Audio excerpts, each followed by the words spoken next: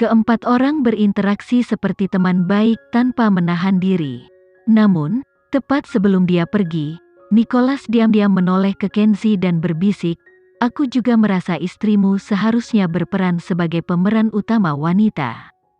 Kenzie tersenyum tanpa menanggapi. Alexa melihat senyum misterius di antara kedua pria itu, dan segera menanyai Kenzie segera setelah mereka kembali ke hotel, "Kamu, Sasha, dan Direktur Nicholas bertingkah sedikit aneh malam ini.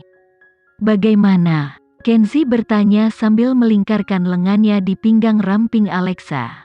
"Jangan bilang kamu tidak menatapku dengan gairah di matamu." Alexa menunjuk ke matanya saat dia berbicara. Kenzie terkekeh saat dia membawa Alexa ke tempat tidur dan mendudukkannya di tepi. "Itu karena mereka berdua merasa kamu seharusnya menjadi pemeran utama wanita, stupid." Alexa tercengang. Tapi, Kenzie dengan cepat meredakan kegelisahannya, "Aku sudah menolak mereka, jangan khawatir." Sebenarnya, Alexa tahu ini juga yang diinginkan Kenzie, tapi dia tidak yakin akan hal itu. Dia sangat sadar bahwa tanpa penghargaan internasional untuk mendukungnya, tidak tepat baginya untuk tiba-tiba menjadi seorang aktris. Baginya, menjadi seorang aktris akan seperti memulai dari awal lagi, karena itu adalah pengalaman yang benar-benar baru. Yang terpenting, dia sedikit takut, dia takut dia akan jatuh cinta dengan akting. Jika itu terjadi, dia akan memiliki jalan yang sulit di depannya. "Apa yang kamu pikirkan?" Kenzie melihat Alexa dalam keadaan linglung, jadi dia menekannya ke tempat tidur dan membuka ikatan jubahnya. Alexa segera merasakan permintaan keinginan Kenzie. Jadi, dia menyusun pikirannya dan melingkarkan lengannya di leher Kenzie. "Jam berapa kita akan terbang kembali besok?"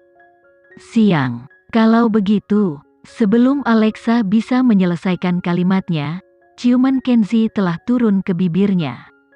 Alexa dengan hati-hati menghitung bulu mata Kenzie. Dia tiba-tiba memiliki keinginan untuk menatapnya secara mendetail dari dekat. Namun, Kenzie tiba-tiba duduk, meraih lengannya dan meletakkannya di jubahnya. "Bantu aku melepasnya." Alexa duduk saat jubahnya terlepas dari tubuhnya. Dia memandang Kenzie dengan menggoda saat dia melepas jubahnya, dan menggerakkan jari-jarinya yang ramping di belakang lehernya. Dua tubuh bebas lemak yang sempurna saling terkait seperti tanaman merambat, bahkan tidak meninggalkan celah terkecil di antara keduanya. Dorongan posesif untuk menelan satu sama lain, membuat pasangan itu gila. Kenzie tidak pernah meninggalkan bekas di tubuh Alexa, tetapi Alexa akan meninggalkan bekas gigitan lembut di bahu Kenzie sesekali. Namun, Kenzie tidak pernah merasakan sakit apapun. Karena dia tahu lebih baik daripada siapapun, ini adalah tanda eksklusif yang ditinggalkan Alexa untuknya. Setelah pasangan itu menyelesaikan aktivitas menyenangkan mereka, Kenzie memeluk Alexa, menjaga tubuh mereka terjerat bersama-sama. Alexa tidak mengucapkan sepatah kata pun, sudut bibirnya melengkung ke atas. Ketika seseorang mencintai yang lain, mereka akan memahami perasaan ingin diperlakukan seperti ini, dan menginginkan bentuk kepemilikan yang terdalam. Larut malam di Indonesia, angin musim dingin yang dingin sangat menusuk tulang. Yunita sedang makan malam dengan pewaris kaya. Sebagai seorang aktris Alistair, Yunita telah melakukan putaran membawa pulang semua penghargaan domestik setidaknya sekali. Di usia 32 tahun, film Hollywood yang ia bintangi sudah meraih pendapatan 2 triliun. Jadi, posisinya sangat tinggi di pasar internasional sebagai aktris Asia. Tentu saja, dia juga aktris yang Kenzie sudah sepakati. Namun, sehari sebelum mereka menyelesaikan kontrak mereka, seorang pria bernama Rama tiba-tiba menghubunginya. Akibatnya, ini adalah pria berdarah campuran yang saat ini duduk di hadapannya saat makan malam. Jika ingatan Yunita benar, ayah Rama adalah pemegang saham Mandala. Jadi, mengapa dia bertemu dengannya secara pribadi? Nona Yunita memang cantik. Rama, jika ada sesuatu yang ingin kamu katakan, katakan saja. Yunita sangat berpengalaman dengan situasi seperti ini. Jadi, dia penasaran apakah Rama benar-benar memiliki keberanian untuk mencuri dia dari Kenzi. Nona Yunita memang wanita yang kuat. Rama tersenyum, tapi jangan salah paham. Niatku sederhana, aku hanya ingin mengejarmu. Kejar aku, Yunita tertawa. Kenapa kamu tidak mengejarku lebih awal, atau lebih lambat dan kebetulan memilih waktu dan tempat ini untuk mengejarku?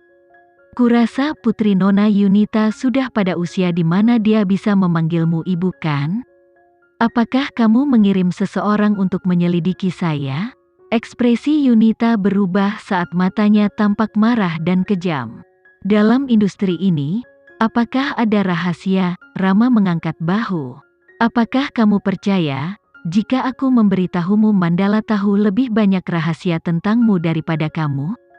Misalnya, mereka tahu nama semua selebritas wanita yang pernah tidur dengan mantan kekasihmu. Kenzi terlalu sopan untuk menggunakan informasi ini untuk keuntungannya. Namun, saya berbeda. Saya suka kejam. Yunita menarik napas dalam-dalam. Katakan padaku, apa yang kamu inginkan dariku? Apakah kamu ingin aku menolak syuting, stupid? Jika itu yang kamu inginkan, maka aku setuju. Tidak perlu menolaknya. Terima saja. Di hari terakhir syuting, kami akan membuat insiden kecil, jelas Rama. Untuk proyek sebesar itu untuk mencapai penyelesaiannya hanya untuk mengetahui bahwa mereka harus memulai dari awal lagi, saya bertanya-tanya apa yang akan dikatakan pemegang saham. Tuan Kenzi tidak bisa disalahkan untuk ini. Aku akan punya cara untuk membuatnya disalahkan. Yunita mencemooh. Sepertinya ambisi liarmu tidak hanya terfokus untuk mencuriku dari Kenzi, kamu juga ingin mencuri Mandala. Jangan khawatir, aku akan memastikan kamu lolos tanpa cedera. Kamu akan tetap menjadi aktris harta nasional tercinta. Yunita mencoba yang terbaik untuk menahan amarahnya, tapi itu adalah hal yang sangat sulit dilakukan. Namun, demi putri dan karirnya, dia tidak punya pilihan selain untuk sementara berkompromi dengannya. Bahkan jika kamu menggunakan setiap taktik yang kamu miliki untuk menantang Kenzi, kamu mungkin tidak akan menang melawannya. Rama, kamu salah tentang Kenzi. Dia tidak pernah menjadi seorang pria biasa. Ketika dia menemukan seekor serigala, dia akan menjadi iblis. Sepertinya kau mengenalnya dengan baik. Kami pernah menjadi teman sekelas. Aku ingin tahu mengapa kamu tidak menyelidiki poin ini? Yunita menanyai Rama. Tentu saja, ini bukan sesuatu yang layak disebutkan.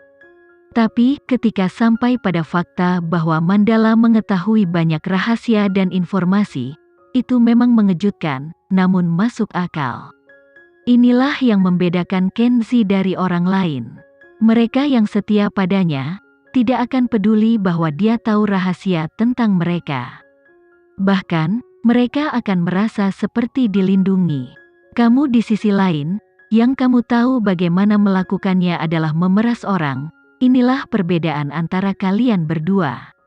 Setelah berbicara, Yunita berdiri. Saat dia pergi, dia meniupkan ciuman ke Rama. Saya berharap kamu sukses dan tidak akan mati dengan kematian yang menyakitkan. Ngomong-ngomong, ada orang di dunia ini yang berpikir mereka bisa mencapai hal-hal hebat yang sama dengan orang lain ketika diberi kekuatan dan status. Tapi, kenyataan akan membuktikan bahwa seseorang harus memahami posisinya. Rama membelai bibirnya dengan ekspresi dingin. Dia sudah sampai pada titik ini, mengapa dia masih perlu mempertimbangkan posisinya? Yang dia tahu hanyalah, semua pria memiliki ambisi liar. Pria mana yang tidak suka kekuasaan?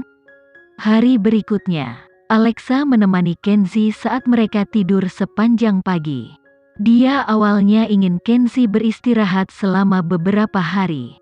Tapi setelah melihat kegembiraan di wajahnya saat dia membahas stupid, dia tidak lagi merasa punya alasan untuk menahannya. Satu-satunya masalah yang dia miliki saat ini adalah posisi tidur mereka tadi malam sedikit melebihi tingkat kenyamanannya. Jadi, saat dia bangun, wajahnya sedikit memerah.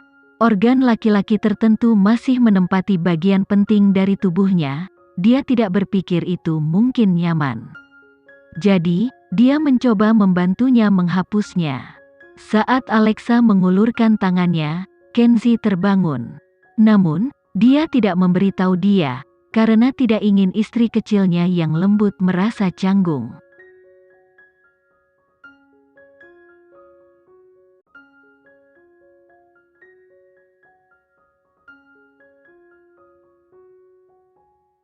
Sekian dulu ya video kali ini, kita lanjutkan lagi videonya di lain waktu.